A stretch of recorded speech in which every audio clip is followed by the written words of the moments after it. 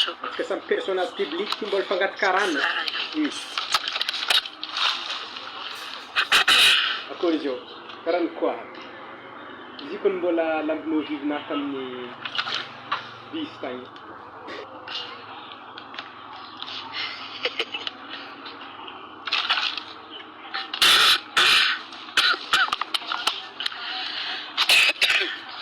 Aloha henty resaka zany raha.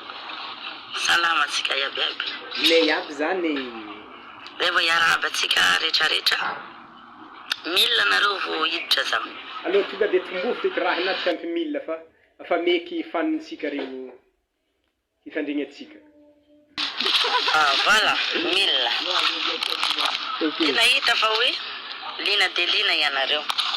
Tena mahalina ry zareo mihitsy niatriky ny guerre froide ah. Manandresaka ary de tena manandresaka mombanay sy tsy ataoko zoky vavy tsony. Zany zoky vavinao foany ka io zoky vavy atsika tsy hiady. Ampy zany nanatsokanao zoky vavy. Ndraiky atsika tsy hiady za zokinao foana. Ambaranareo eto Facebook eto ny marina androany.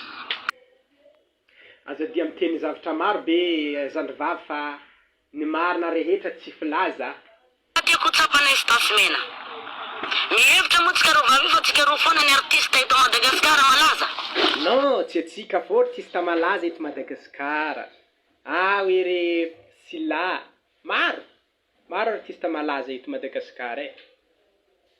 Tsy atsika roa foana. Voana moka hira voalohany fotsiny za efa nisy ny kirafirafy entre ny plaque na dia stasimena. Gaga zaho. Nanino aho? Ino gn'antony? Zay avy ako miteny eky zany ko atsika tsy hiady eky manomboka androany. Atsika tsy hiady. Teko mitratraka. Zagnahary mahita tasimena e. Zagnahary mahita.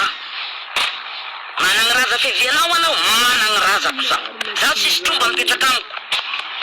Fa mantokany raza koa. Tsika fa tsy hiady tsony. Tsika mpinamana.